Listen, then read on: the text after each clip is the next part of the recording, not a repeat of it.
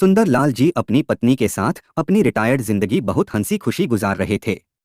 उनके तीनों बेटे अलग अलग शहरों में अपने अपने परिवारों के साथ रहते थे। उन्होंने नियम बना रखा था कि दीपावली पर तीनों बेटे परिवार के साथ उनके पास आते थे।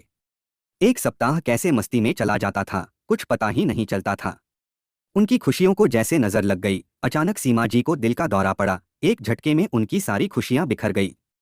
तीन बेटे दुखद समाचार पाकर घर पहुंच जाते हैं। संस्कार के बाद सब शाम को एकत्र हो गए। बड़ी बहू ने बात उठाई, बाबूजी अब आप यहाँ अकेले कैसे रह पाएंगे, आप हमारे साथ चलिए। नहीं बहू, अभी यहीं रहने दो, यहाँ अपनापन लगता है। कहते कहते वह चुप हो गए। बड़ा पोता कुछ बोले, उससे उन्होंने हाथ के इशारे से उसे चुप करवा दिया।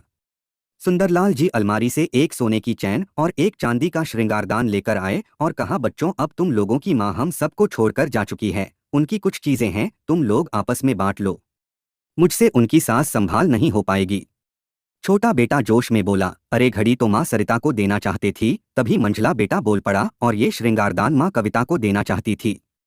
सुंदरलाल जी सोच में पड़ गए कि बड़ी बहू को क्या दूं। उनके मन के भाव शायद बड़ी बहू ने पढ़ लिया और कहा, बाबूजी आप शायद मेरे विषय में सोच रहे हैं।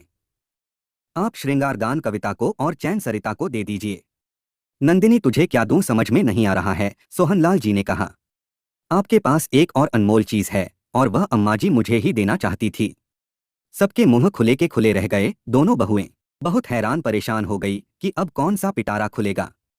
बड़ी बहू मुस्कुराकर बोली, बाबूजी वो अनमोल चीज आप ही हो। पिछली बार अम्मा जी ने मुझसे कह दिया था, मेरे बाद बाबूजी की देखरेख तेरे जिम्मे है। उनकी इच्छा का पालन करें और हमारे साथ चले। यह सुनकर दोनों बहुएं शर्म से झुक गई, क्योंकि वह दोनों तो कुछ और ही सोच रही थी। कितना अच्छा हो कि हर बहू अपने ससुर को एक अनमोल तोहफा समझे। आप इसके बारे में क्या सोचते हैं, कमेंट में जरूर बताएं।